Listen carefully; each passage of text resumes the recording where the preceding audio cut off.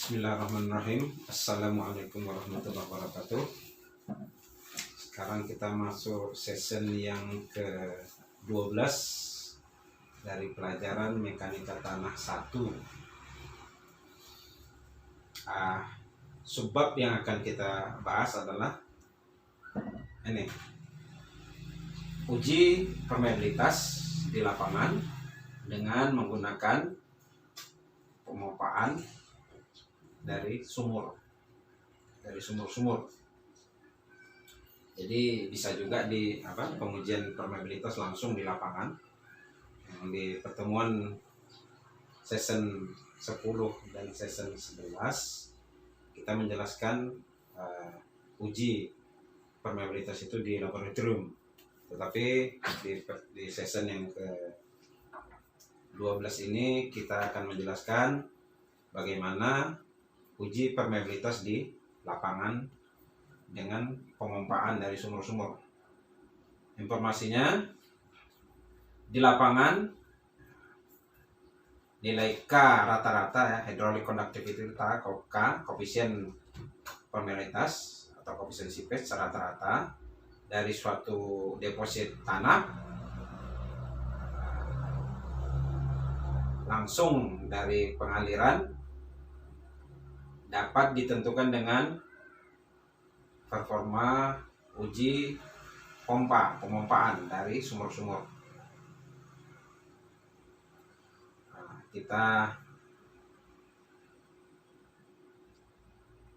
dari gambar 530A, nanti kita lihat gambarnya, menunjukkan suatu kasus di mana top permeable layer, suatu top layer lapisan yang permeable. Jadi puncak, kalau lapisan yang tembus air namanya permeable. Kalau yang lapisan tidak tembus air namanya impermeable. Nah, di sini permeable ditambah kalau yang tidak tembus air. Sini lapisan puncak yang tembus air ya, permeable. Ini mana hydraulic conductivity-nya, nilai K-nya, ya, nilai koefisien permeabilitasnya ditentukan.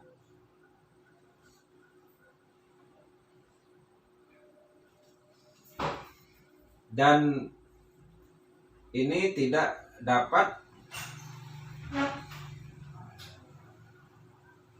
ditentukan unconfined-nya apabila dia berada di atas lapisan impermeable layer. Jadi harus ada impermeable layernya baru kita bisa menguji lapangan jenis ini. Jadi seperti ini gambarnya.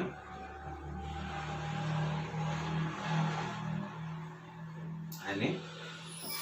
Jadi harus dibuat sumur yang besar 1, sumur bor 2, sampai kedalaman impermeable layer. Jadi harus ada tanah ya, lapisan yang tidak tembus air. Nah, ini makanya kalau uji ini agak sulit dipraktekkan di lapangan karena sulitnya mendapatkan tanah-tanah impermeable ini, tanah-tanah yang lapisan tanah yang tidak tembus air.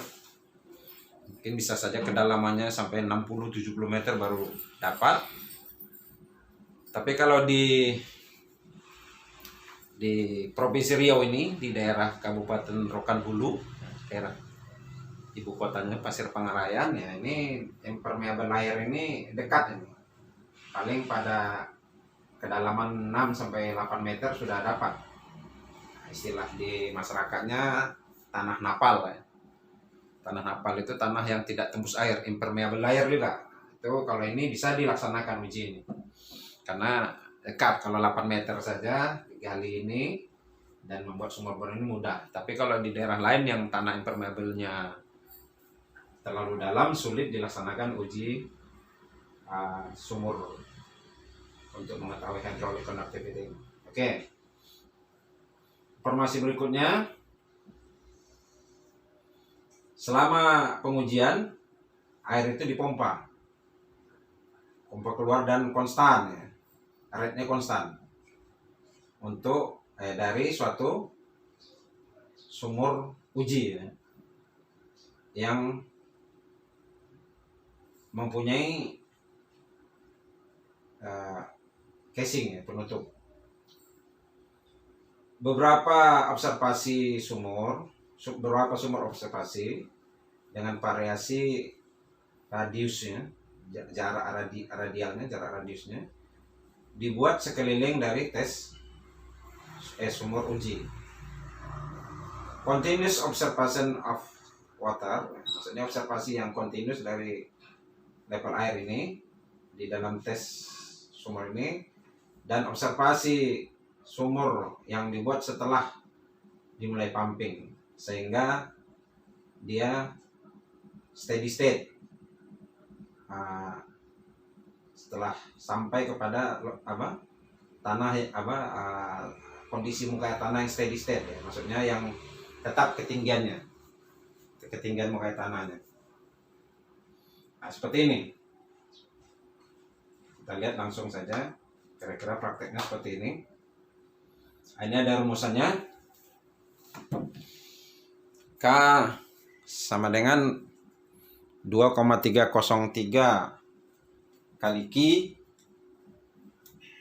log R1 per R2 V dibagi V dikali H1 kuadrat kurang H2 kuadrat.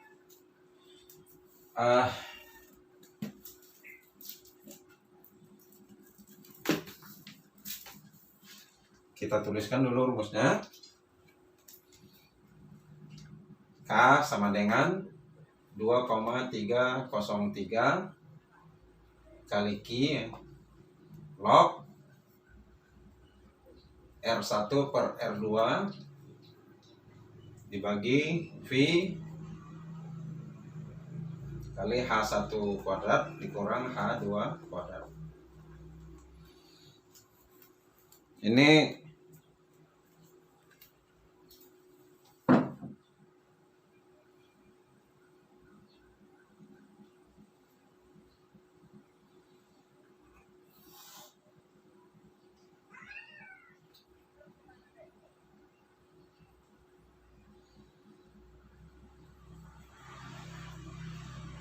di sini Q itu adalah volume air yang akan dipompakan.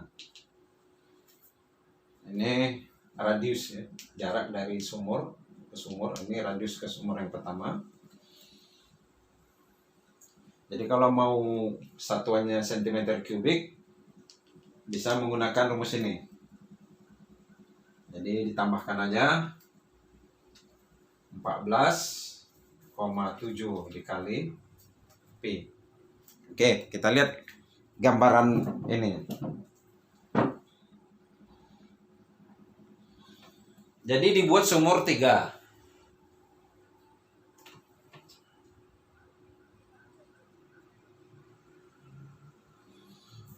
Dua sumur bor, satu sumur yang besar. Muka tanah air awalnya ketika sumur ini adalah ini. Kalau di sumur ini muka tanahnya ini. Yang ini di sini, yang ini di sini. Ini sebelum dipompa ya, ini muka air tanahnya di sini, levelnya rata ini. Sudah itu dipompa lah air sumur yang di sini menggunakan mesin pompa tentunya ya. Pompa dengan ya tentunya kecepatan mesinnya atau gasnya itu dicoba-coba bagaimana nanti supaya dapat permukaan yang stabil ya, maksudnya tidak berubah, tidak naik turun gitu ya. Jadi maksud tadi dengan steady state, tidak naik tidak turun ya, tetap gitu. Makanya ini harus uji coba kecepatan kecepatan gasnya berapa, ini nanti diuji coba, silakan. Kalau sudah dapat kecepatan yang tetap, kecepatan atau gas, kecepatan mesin yang tetap atau RPM-nya tetap, dan airnya juga udah steady state, ini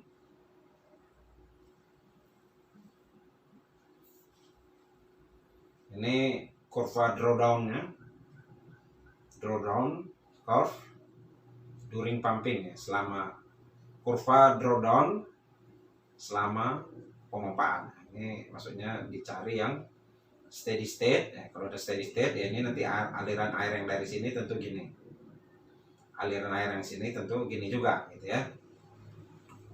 Ingat bahwa uji ini kita harus jumpa impermeable layer ya, lapisan yang tidak tembus, lapisan tanah yang tidak tembus air, tanah kedap air. Setelah kondisi steady state, oke.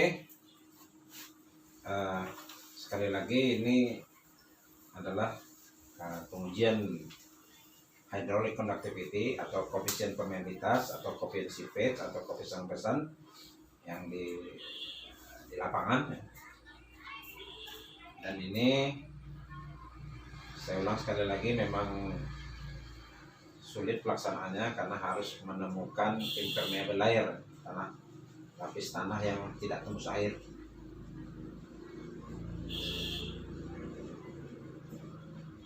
Di sini ada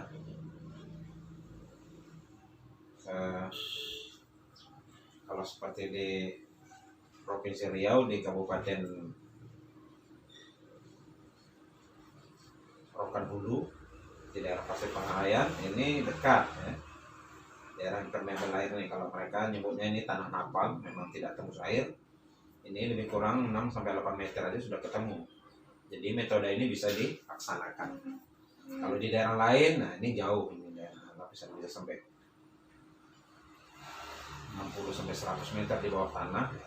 Ini metode ini tidak sesuai untuk dilaksanakan di lapangan. Jadi sekali lagi, rumusan yang digunakan ini kalau dalam satuan cm per detik, secondnya detik, atau ini ya dalam satuan yang lebih umum. Kalau kita biasakan gunakan dengan satuan yang ini. Jadi di sini ada contoh soal ya, seperti ini. K sama dengan Q-nya apa? 2,303, Q-nya sekian. Ini R1 dan R2-nya. Didapatkan nilai 0,0,132 cm per detik, nilai koefisien rembesannya ya. Oke, kita ada contoh-contoh lain. Sekarang ada satu contoh lagi untuk menentukan hydraulic conductivity atau nilai K atau nilai koefisien rembesan, koefisien permeabilitas di lapangan dari auger hole. Auger hole ini ya lubang bor ya. Lubang bor. Jadi di sini dijelaskan hydraulic conductivity dapat juga diestimasi, diperkirakan di lapangan dari single auger hole. Jadi auger hole-nya, lubang bornya hanya satu ya. Nah, jenis tes ini sering disebut juga slug test. Auger hole ini disebut juga slug test, istilah di lapangan.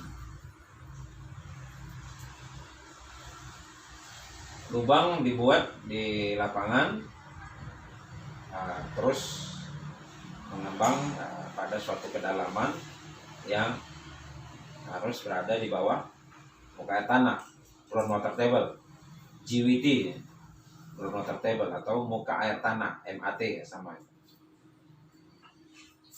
Kita lihat persamaannya. Ini persamaan yang digunakan. Ini teori ini dikembangkan oleh ini ya, Ernst, Sedan, Anderson dan Kiefer tahun 1980. Jadi rumusannya seperti ini. Jadi yang perlu diperhatikan di lapangan ya, L-nya berapa, R-nya berapa, Y-nya berapa, delta Y-nya berapa, delta T-nya berapa. Sini R itu radius dari lubang bor, Y ini rata-rata jarak water level di auger hole ya, yang diukur dari groundwater table-nya selama waktu interval T. Kita lihat di sini.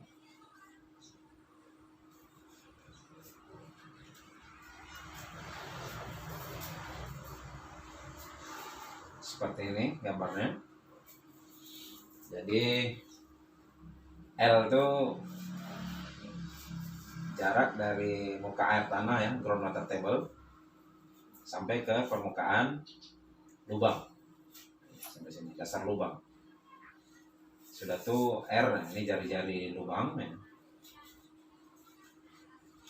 Sudah tuh ini air ini disedot oleh pompa air ya, sampai kondisi steady state ya. Maksudnya permukaannya itu tenang ya, tidak berubah-ubah gitu. Ini level pertama nih. Ya, diperkirakan RPM mesinnya, gasnya itu berapa sampai dia ini stabil permukaannya, tidak naik dan tidak turun. Nah, ini kondisi steady state pertama. Ini setelah kita dapatkan RPM-nya, steady state-nya, kita ukur kedalamannya ini berapa. Sudah itu dibuat lagi untuk mencapai steady state kedua. Nah, tentu RPM-nya atau gas mesin pompanya ditingkatkan ya, RPM-nya ditingkatkan sampai steady state ini diukur berapa Y-nya. Nanti selisihnya ini, selisih kedalaman yang pertama dengan yang kedua itu dibagi 2 dapatlah Y. Sedangkan selisih ini didapat delta Y. Pada saat mencapai delta Y ini awal sebelum dia sudah dihidupkan stopwatch-nya untuk mendapatkan delta T. Jadi dari steady state pertama ke steady state kedua ini, waktu awal startnya dihidupkan stopwatch, sehingga nanti dari sini ke sini untuk mencapai ini berapa waktu yang dibutuhkan. Jadi dapat delta T. Jadi kita dapatkan semua variabel-variabel yang dari rumusan ini tadi. L-nya dalam muka air tanah ke dasar lubang bor, R-nya diameter lubang bor, Y-nya itu jarak rata-ratanya dapat dari steady state pertama ke steady state kedua. Itu kita ukur, kita kurangkan bagi 2 atau ditambahkan ya, silahkan ditambahkan. Jadi Y ini tambahkan bagi 2, silahkan. Y pertama ini kita ukur, Y kedua ini kita ukur. Y pertama dari sini, muka ini sampai sini, Y kedua dari sini sampai sini. Tambahkan bagi 2 dapat Y. Sudah itu dalam perjalanan ini selisihnya ini delta Y kita dapatkan. Dalam perjalanan delta Y ini kita menghidupkan stopwatch untuk mendapatkan delta T. Jadi dengan seperti ini semua variabel kita dapatkan. Jadi kita bisa menghitung nilai K. Jadi lebih mudah ini dan lebih applicable ya. Mudah diaplikasikan ke lapangan karena tidak perlu sampai ke lapis tanah yang impermeable layer. Sampai kedalaman berapa saja yang diinginkan bisa. Yang penting dia sudah berada di bawah muka air tanah. dalam lubangnya itu harus berada di bawah muka air tanah. Jadi kita menggunakan pompa ya, pompa air.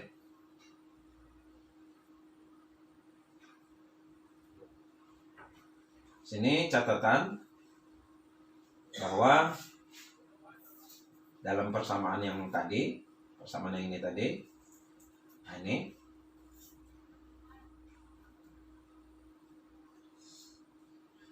L dan delta Y diukur dalam meter, dan K tentunya dapatnya nanti meter per detik atau meter per menit ya, tergantung ukuran di stopwatchnya. Kalau kita ngitungnya menit ya meter per menit, kalau ngitungnya detik di stopwatchnya kita menghitung meter per detik, tergantung dari unit time pada delta T. Menentukan hydraulic conductivity dari auger hole ini, sistem auger hole ini, hasilnya ya akurasinya tidak begitu meleset lah gitu. Bagaimanapun ini telah memberikan estimasi nilai K, itu informasinya. Oke, jadi 2 pengujian di lapangan untuk uji nilai K atau koefisien permeabilitas telah kita jelaskan. Sebab berikutnya ini Laplace equation of continuity, jadi kontinuitas ya, keberlanjutan dari persamaan Laplace.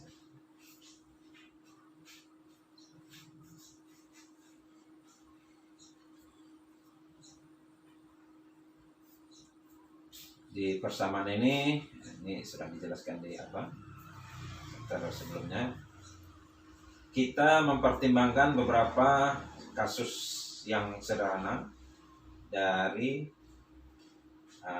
aplikasi direct ya, aplikasi arah aliran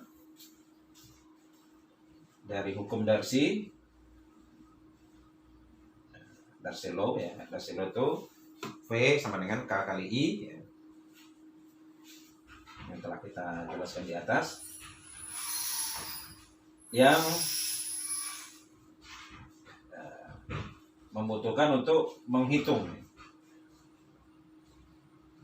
aliran air melalui tanah. Jadi aplikasi dari hukum Darcy, ini akan diapakan ke persamaan Laplace.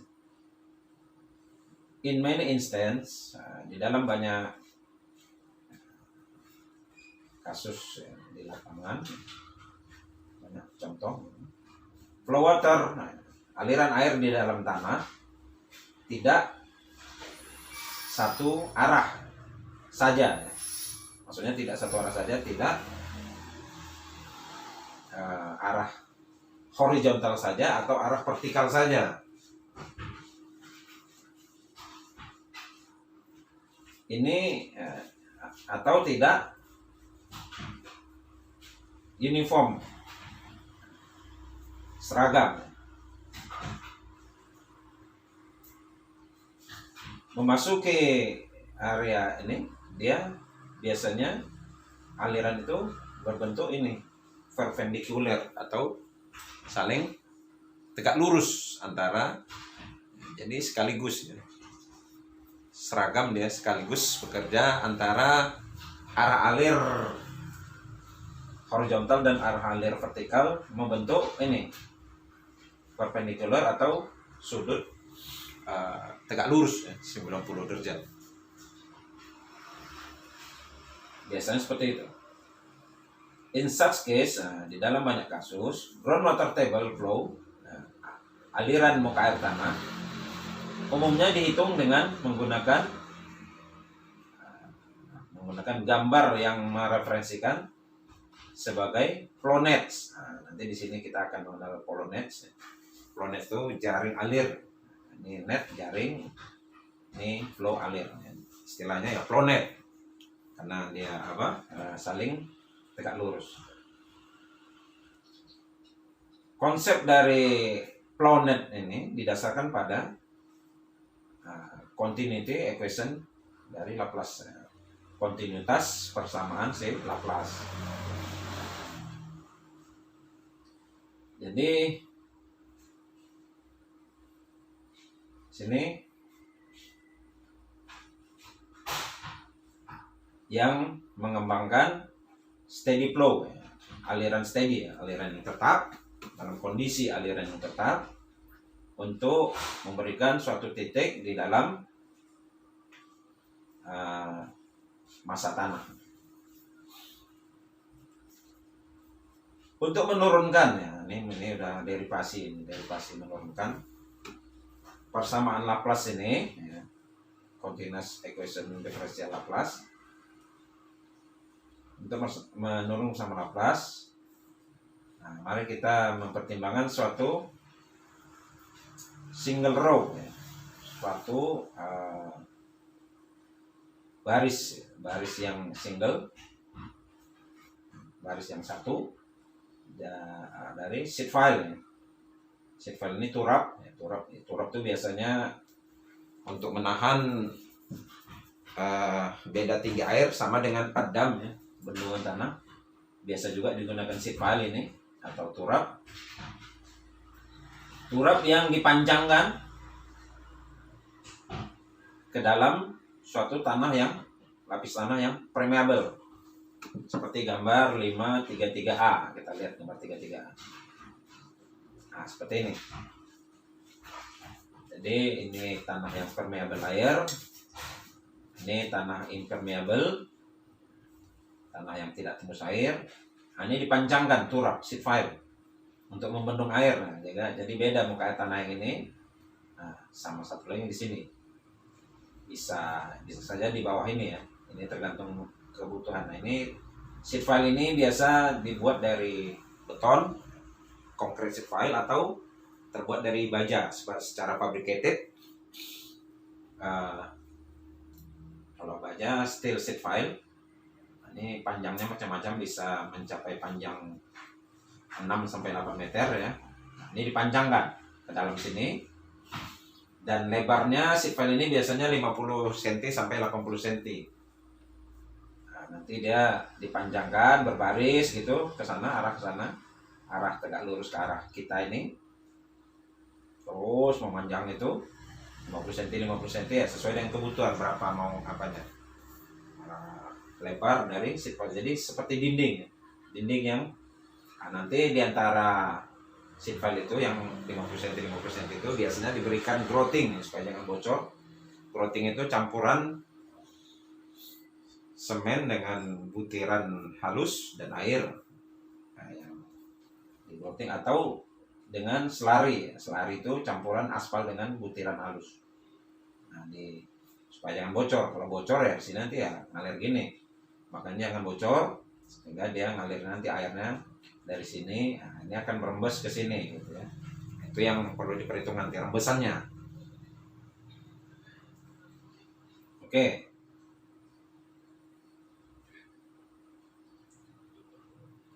Barisan dari sheet file ini diasumsikan sebagai suatu lapisan yang impervious, ya, tidak tembus air. Jadi barisan yang itu tadi yang dipanjangkan itu diasumsikan tidak tembus air, ya harusnya ya tidak tembus air gitu, ya. Steady state flow, maksudnya steady state udah tahu, udah jelas, maksudnya aliran yang tetap, ya, steady state dari air. Steady state flow of water, maksudnya aliran air yang tetap, ya, steady state dari upstream ke downstream side, ya, dari sisi upstream ke sisi downstream, ya, maksudnya ini sisi upstream, ya, batas atas ini upstream, nanti di lapangan juga disebutnya ini upstream ini. ke kondisi downstream, nah ini downstream, dia pasti mengalir gitu ya. Nah, kalau dia ini tanahnya bisa dirembesi. Istilah lapangan juga downstream ya, level bawah. Kalau upstream level atas dari air ya.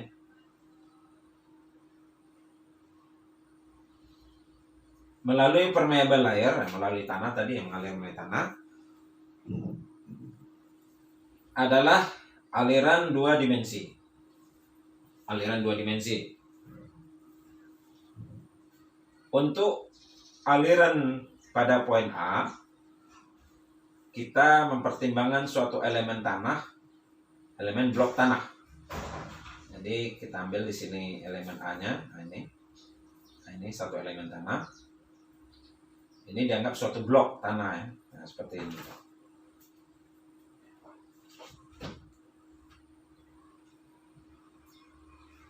Blok ini mempunyai dimensi dx, dy, dz. Jadi elemen ini tadi kita ambil satu blok, kita zoom ya, misalnya seperti itu. Nah, dimensinya seperti ini.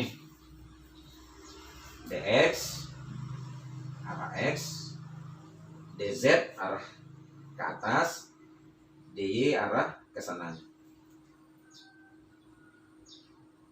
Kita lihat lagi. Panjang dy adalah perpendikular, tegak lurus,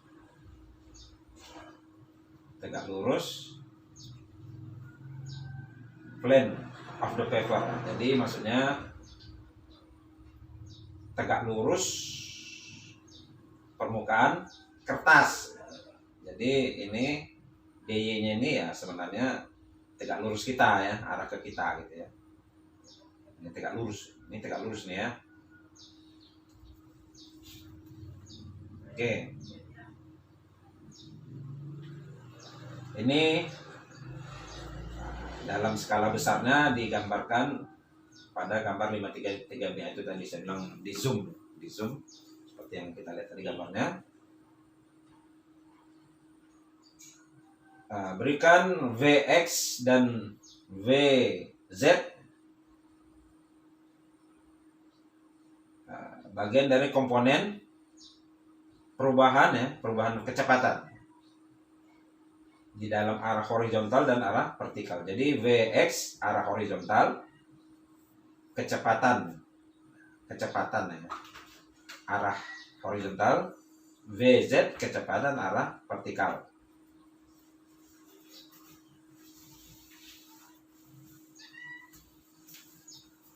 Rate dari flow of water, maksudnya rating dari aliran air di dalam elemen blok itu di arah horizontalnya adalah sama dengan ini Vx dz dy, dan dalam arah vertikal ini Vz dx dy. Nah, ini dia komponen aliran ya. Nah, ini dalam arah horizontal ini Vz dx dy, sedangkan arah vertikal Vx dz dy.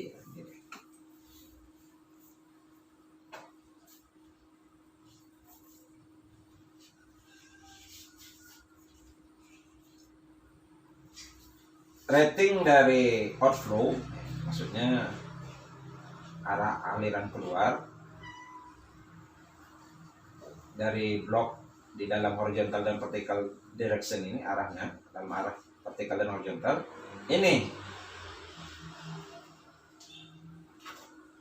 dan ini Vx turunan dari Vx ke dx ini dz dy, dan ini outflow-nya ini arah alirannya. Jadi aliran keluarnya ya.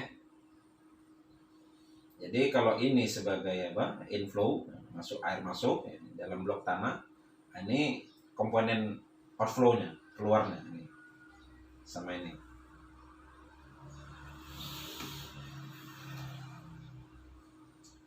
inflow, arah aliran masuk, ini arah aliran keluar.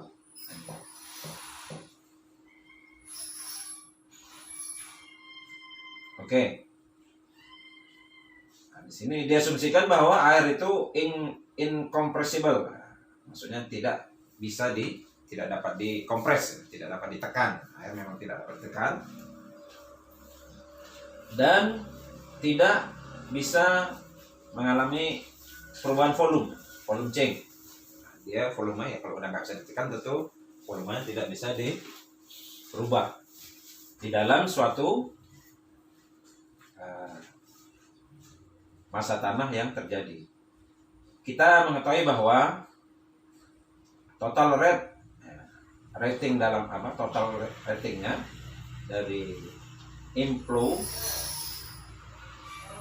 akan sama dengan total rate outflow. Jadi ini sama. Rating air yang keluar, yang masuk, inflow ini banyaknya ya, jumlahnya. Jumlah air yang masuk sama dengan jumlah air yang keluar dalam satu blok tanah. Jadi kalau sama, muncullah persamaan seperti ini. Yang ini outflow dikurangi inflow tentu sama dengan 0 karena sama. Kalau dikurangkan tentu sama dengan 0. Persamaan ini bisa juga ditulis seperti ini. Dalam persamaan seperti ini. Dengan hukum Darcy, perubahan kecepatan dapat dijelaskan. Hukum Darcy itu P sama dengan K kali I ya. Sudah kita jelaskan di section sebelumnya.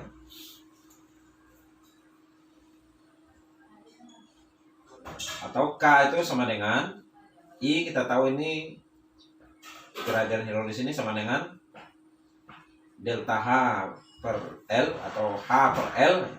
L di sini diganti dengan X, tinggi dibagi jarak,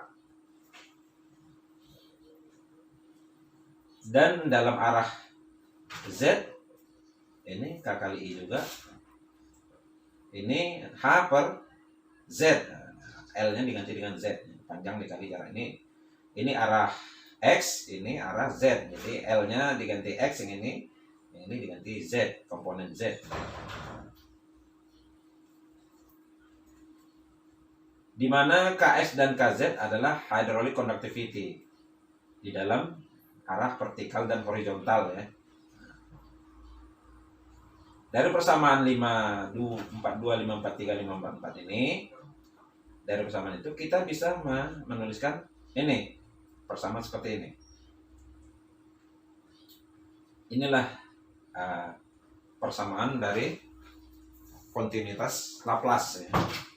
Jadi dia continuity, makanya dia jadi kuadrat. Jadi peristiwanya itu terus menerus ya, kontinuitas. Nah, seperti ini ya.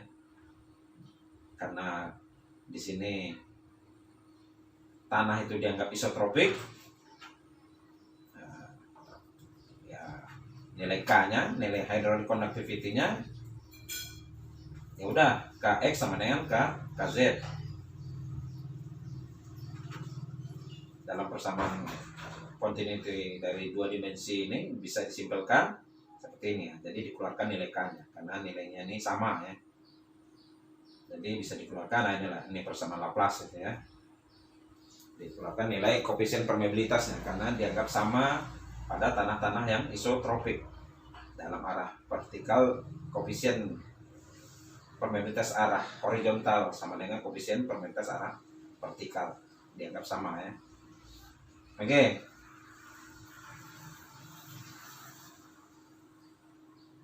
Nah, ini subbab berikutnya,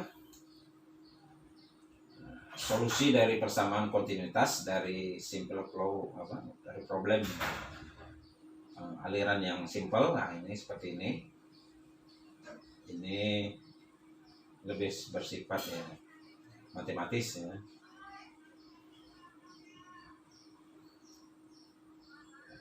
biasanya problem seperti ini dipecahkan pada level pendidikan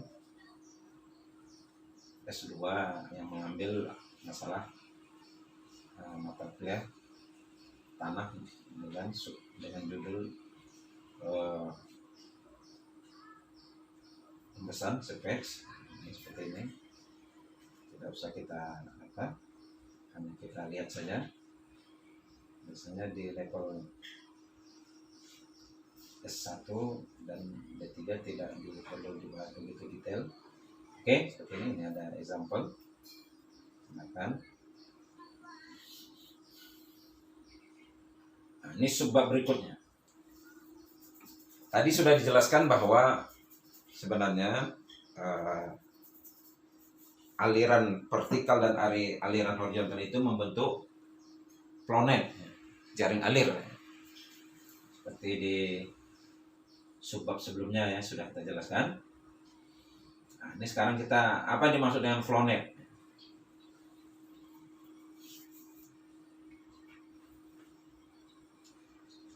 Dari persamaan 546 ini medium yang isotropik merepresentasikan, menghadirkan dua kurva family dari ortogonal.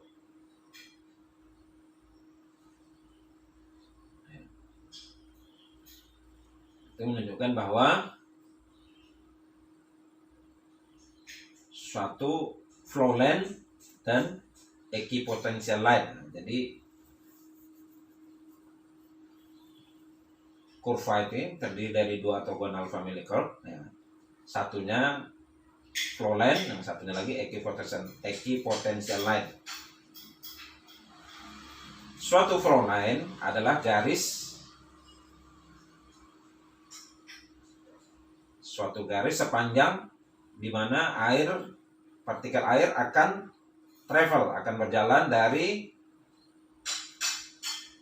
batas atas air upstream ke batas bawah air atau downstream di dalam medium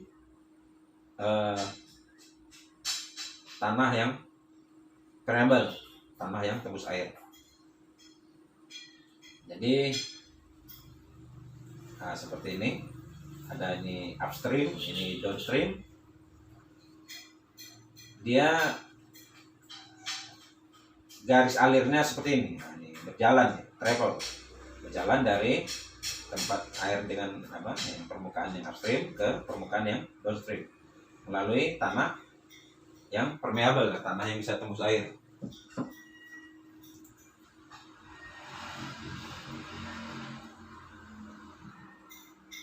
Suatu equipotential line adalah garis sepanjang di mana potensial head-nya pada seluruh point sama. Maksudnya tekanan energi potensialnya sama di setiap titik. Ini jika piezometer diletakkan pada titik-titik yang berbeda sepanjang suatu equipotential line.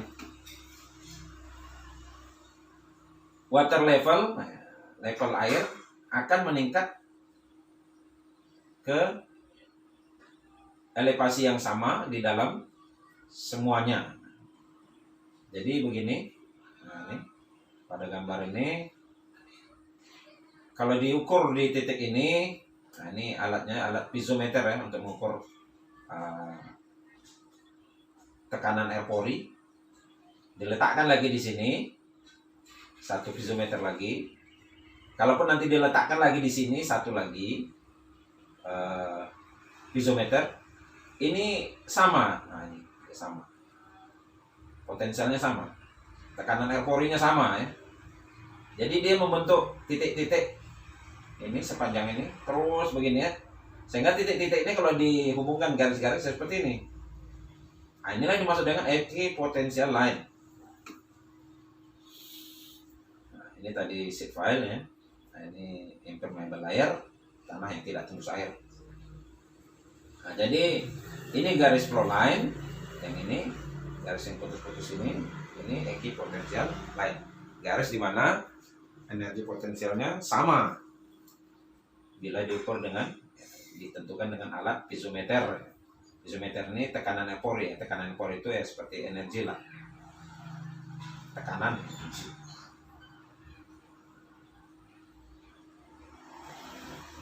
Gambar 53A mendemonstrasikan definisi dari flow line dan equipotential line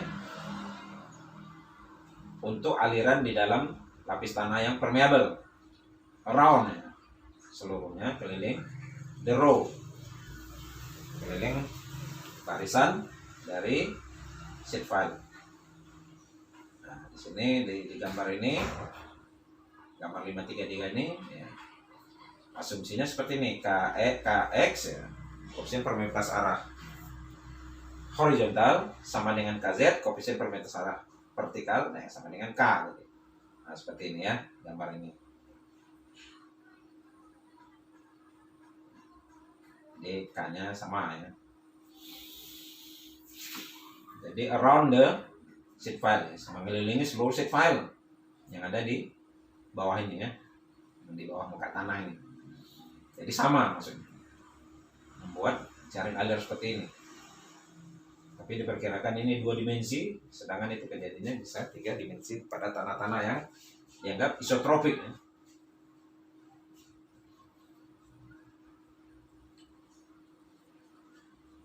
Suatu kombinasi dari jumlah flow line dan jumlah equipotential line ini disebut dengan flow net. Nah, jadi kalau sudah banyak flow line-nya dan banyak equipotential line-nya, ini jadi seperti flow net, seperti jaring alir.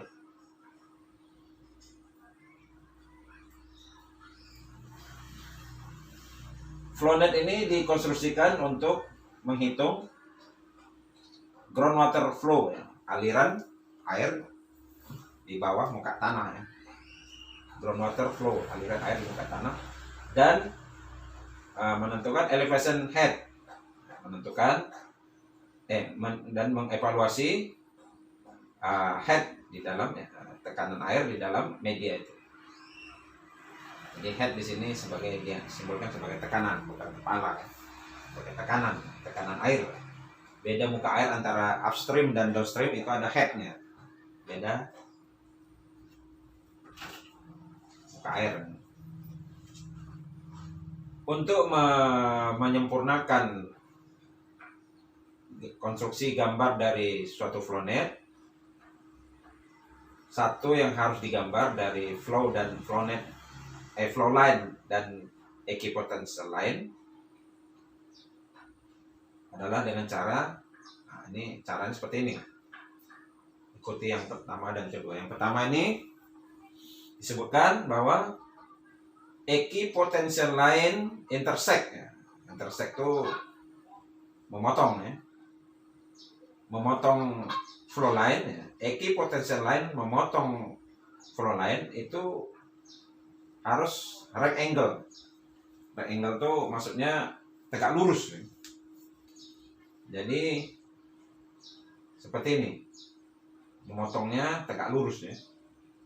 Ini potongan intersectionnya antara yang ini equipotential line, ini flow line. Ini perpotongannya intersectnya tegak lurus. Kita bisa lihat juga di gambar ini. Nah, ini ada beberapa flow line ini, dan ada beberapa equipotential line. Jadi perpotongannya, setiap perpotongan harus right angle atau tegak lurus ya. Tegak lurus gitu ya. Yang kedua, flow element. Bentuk dari elemen alir, elemennya itu mendekati square, mendekati persegi. Bentuknya mendekati persegi ya, seperti ini. Nah, mendekati ya, nah, tidak betul-betul persegi, mendekati. Jadi antara panjang sama lebarnya, kalau elemen ini ya, ini panjang dan lebarnya harus mendekati sama gitu. Macam ini, panjang sama lebarnya harus mendekati sama. Setiap elemen, ini panjang, lebarnya harus mendekati sama untuk elemen ini ya. Nah, seperti itu. Jadi itu syaratnya untuk membuat flownet. Satu, harus perpotongan harus tegak lurus. Elemen dari flownet ini harus mendekati square, mendekati satu persegi ya, yang sama panjang dengan lebarnya, mendekati sama. Oke.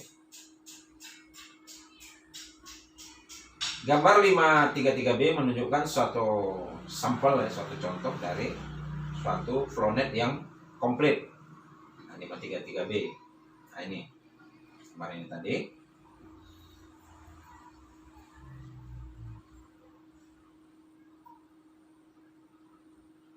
Another example atau example lain dari suatu flownet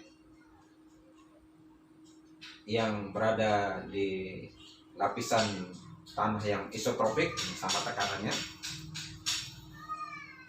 Ini digambarkan di gambar 536. Gambar 536. Nah, seperti ini. Ya, ini sama ya, mendekati tegak lurus dan setiap elemennya ini mendekati ini square atau persegi. Oke, kita lihat penjelasannya terus.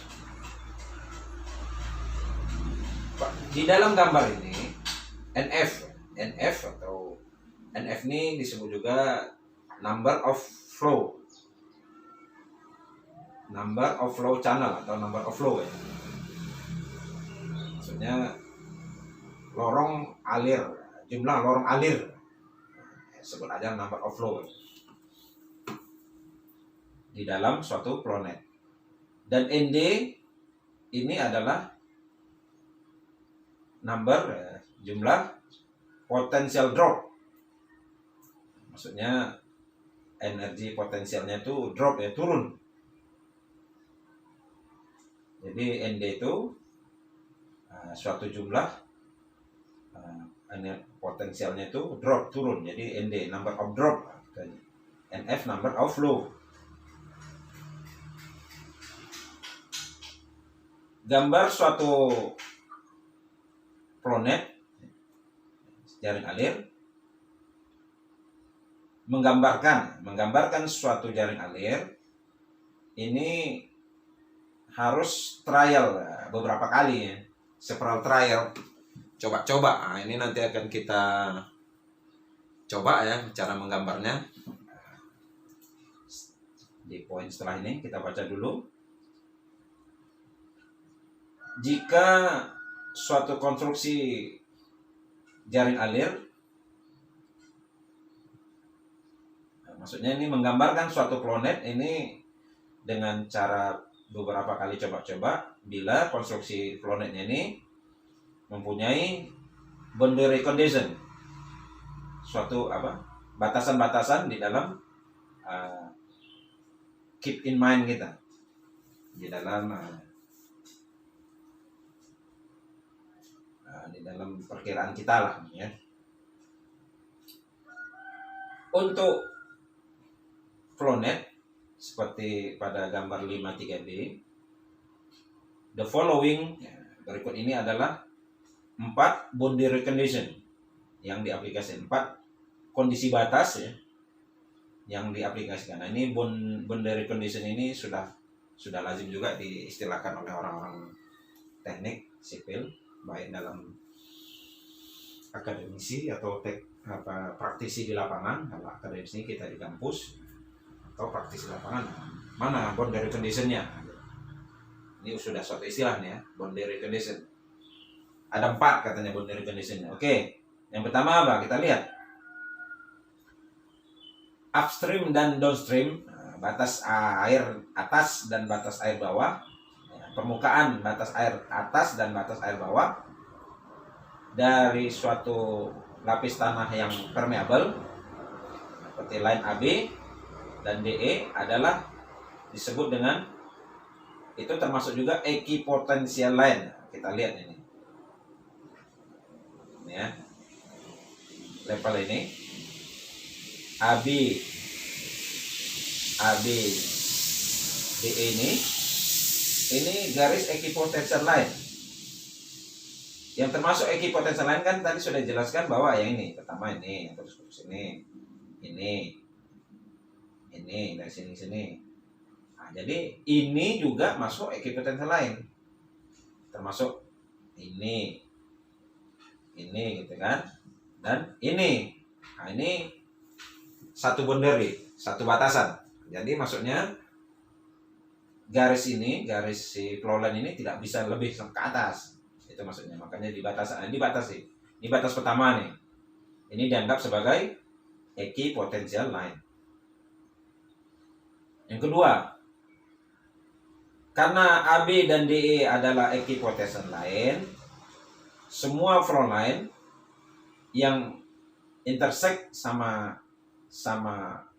AB dan DE itu ya harusnya rectangle, harus juga tegak lurus. Nah, ini maksudnya ini perpotongan garis flow line dengan ini harus tegak lurus, ini tegak lurus. Ini juga tegak lurus, ini tegak lurus. Nah, begitu dengan tegak lurus. Sama dengan sifat-sifat yang lain seperti ini. Macam ini kan ini tegak lurus. Di sini juga harus tegak lurus. Nah, itu maksudnya. Itu boundary condition yang kedua. Batasan yang kedua. Yang ketiga, batasan dari impervious layer, maksudnya tanah yang tidak tembus air, yaitu garis FG, ini adalah flow line. Nah, jadi maksudnya ini garis ini impermeable layer ini termasuk flow line ini, F dan G ini. Sama dengan ini dan yang lainnya ini. Nah, ini garis flow line.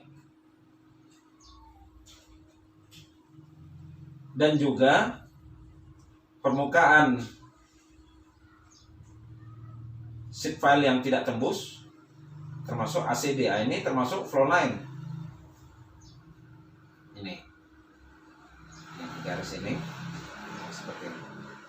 Jadi ini yang bentuknya seperti ini dianggap flow line. Sama dengan kelasnya dengan ini. Nah, ini sama garis alir juga. Karena kemungkinan memang ada air yang mengalir dari sini. Nah, sini tembus ke sini ya. Nah, gitu. Yang keempat, equipotential line intersect ACD dan FG ya harusnya rectangle. Dia harus tegak lurus. Maksudnya ACD dan FG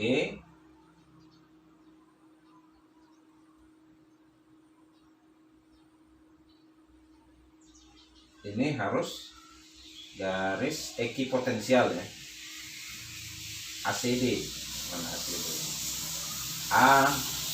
ACD dengan equipotensial lain harus tegak lurus. Maksudnya ini. Nah, ini seperti ini. Nah, ini kan garis equipotensial nih. Nah, sini harus tegak lurus nih di sini. Nah, ini. Nah, di sini juga harus tegak lurus. Nah, di sini juga harus tegak lurus. Nah, di sini harus tegak lurus. Nah, semuanya tegak lurus. Nah, ini.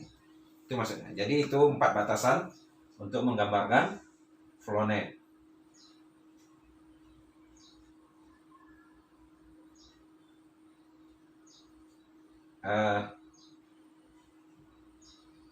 Kita baca dulu.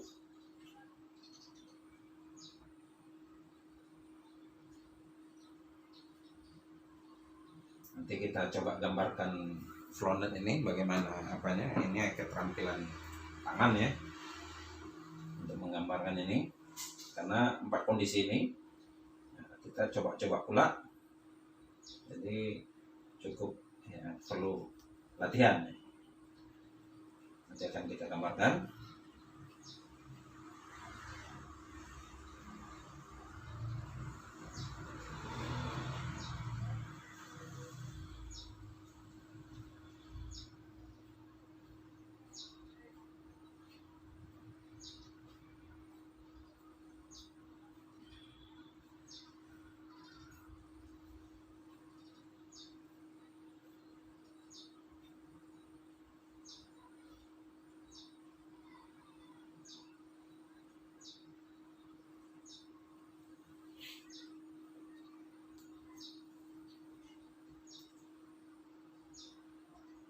ini menghitung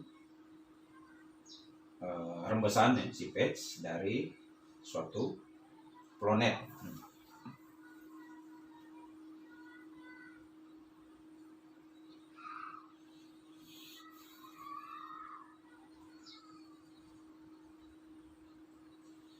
Jadi kita coba aja lah menggambarkan flow net ini ya.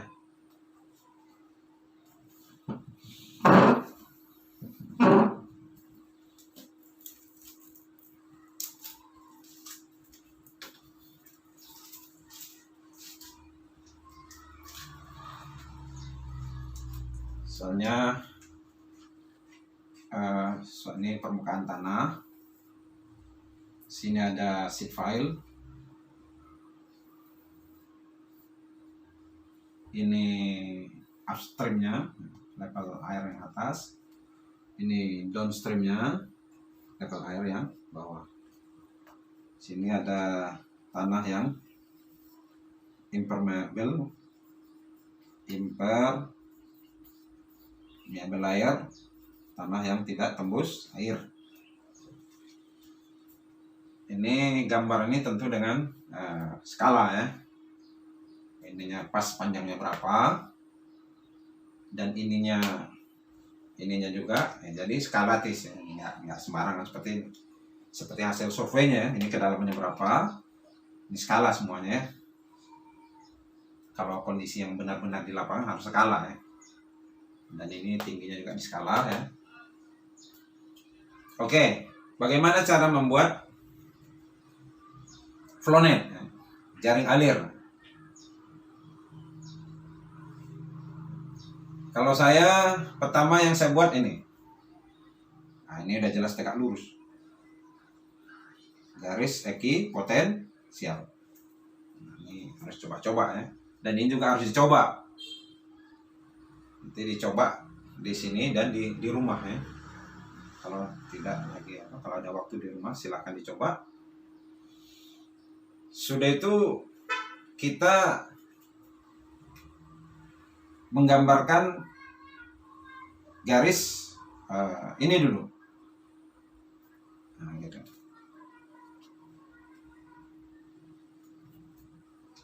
Jadi karena dia harus persegi dan tegak lurus, kita cari satu titik. Nah, ini misalnya lagi nanti sini, di mana titiknya? Misalnya ini. Nah, mungkin ini. Kita coba pula garisnya. Nah, seperti itu. Ini tentunya nanti ya mendekati tegak lurus ini garisnya dan persegi. Nah, ini baru satu elemen. Jadi buatnya satu elemen. Sudah tuh elemen berikutnya. Kita coba ini kira-kira kalau dia sampai di sini di mana ini seperti ini. Nah, nanti gini. Dan ini garisnya. Ini ketemunya di sini harus tegak lurus. Nah, ini yang dimaksud dengan several trial ya. Coba-coba. Nah, ini kan sudah mendekati persegi nih. Ini juga sudah mendekati persegi. Nah, yang kedua. Nah, ini kita buat di sini misalnya. Ini tentunya dari sini ya kira-kira. Ini makanya buatnya pakai pensil ya. Nah, ini di mana? Di sini mungkin. Nah, kita coba gariskan. Ini. Nah, seperti ini. Buat flow line-nya. Ini equipotensial line. Nah, ini di mana pula? Ini di sini misalnya.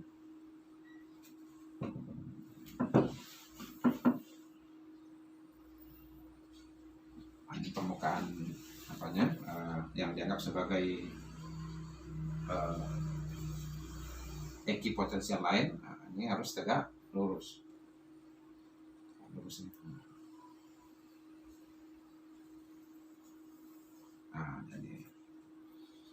Nah, ini berikutnya nggak bisa kita buat lagi, karena kalau kita buat segini nanti ini segini, ini jadinya tidak persegi. Udah sampai sini aja. Kalau bisa dibuat 3 atau 4 atau 5, ini kan 2 garis yang dibuat. Silakan dari skala yang ada ini. Nah begitu juga ke sebelah sini. Nah, carilah ini, kalau udah dapat kita sebelahnya, panduannya udah lebih mudah. Nah, nanti di sini dia kira-kira. Nah, gitu kan. Nanti di sini gitu pula. Ini flow line-nya ini di sini. Udah, ini dapat satu garis. Nah, satu garis satu. Makanya gambarnya pelan-pelan. Ini salah nih, tegak lurus. Nah, gitu. Nah, begitu seterusnya. Silahkan melanjutkan dengan gambar berikutnya. Kalau dia ada agak, ini maksud dengan flow line. Yang ini Eki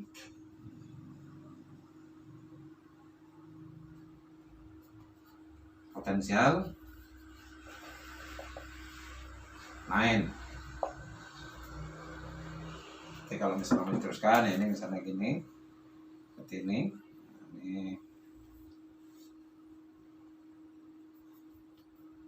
Nah, ini sini mungkin. Nah, ini tegak lurus.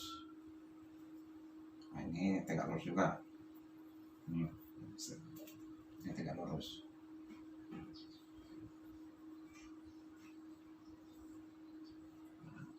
Jadi ini mendekati persegi dan tegak lurus. Seperti inilah kira-kira membuat dari flownet ya. Ini harus dilatih ya, membuatnya ini. Makanya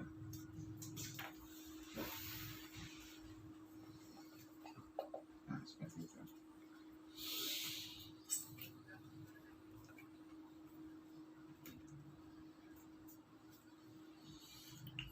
Oke.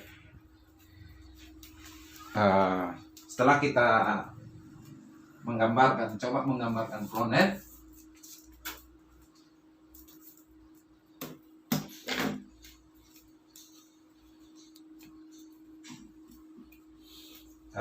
kita kembali ke ini.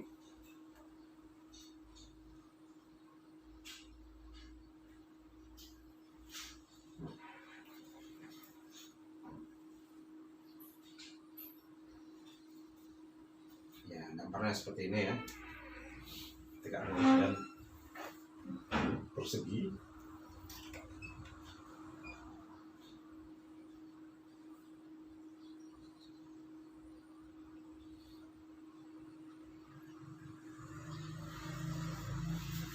Dari ini nanti bisa dihitung NF-nya ya, number of flow-nya.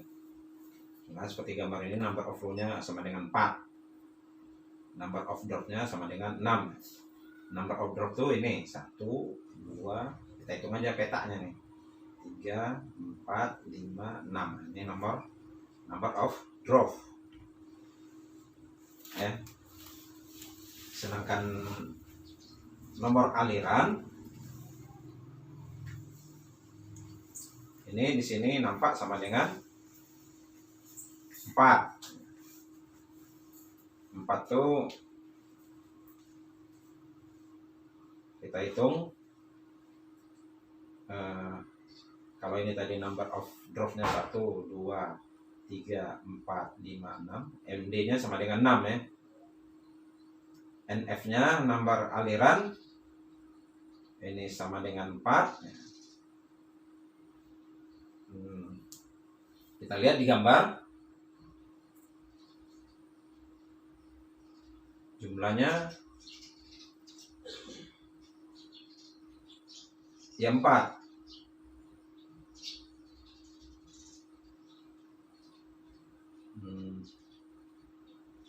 Dari gambar ini tampak jelas dia NF ND-nya sama dengan 6. 3, 4, 5, 6.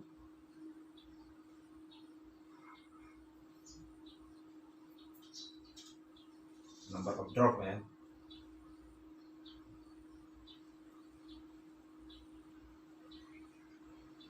Nomor alirannya sama dengan 4. Jadi kalau dia number of drop itu mengikuti gini,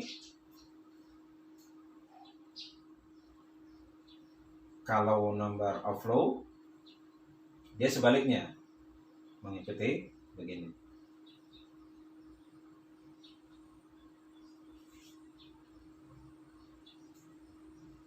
Kita lihat lagi contoh yang berikutnya. Sini number of dropnya 8. 1, 2, 3, 4, 5, 6, 7, 8. Nomor ininya, nomor of flow-nya ini 1, 2, 3, 4. Ini 1, 2, 3, 4. Ini number of flow. Kalau aliran tadi number of drop ini 1, 2, 3, 4, 5, 6, 7, 8. Nomor of drop 1, 2, 3, 4. Nah, jadi kalau di sini number of flow-nya ya ini 1, 2, 3, 4. Ini 1, 2, 3, 4. Kalau nomor of flow-nya 1, 2, 3, 4, 5, 6. Ini nomor of drop. Oke. Sini ada ulasan lain. Kita lihat menghitung seepage di dalam dari suatu flownet.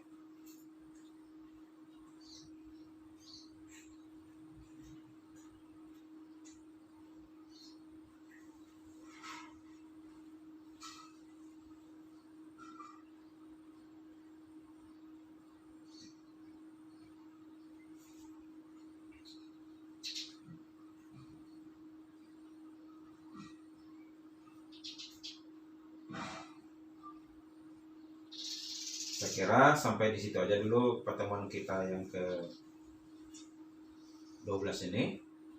Mudah-mudahan ada manfaatnya. Nanti kita bahas berikutnya bagaimana menghitung seepage pada pertemuan insya Allah pada pertemuan yang ke-13 dari suatu flownet. Assalamualaikum warahmatullahi wabarakatuh.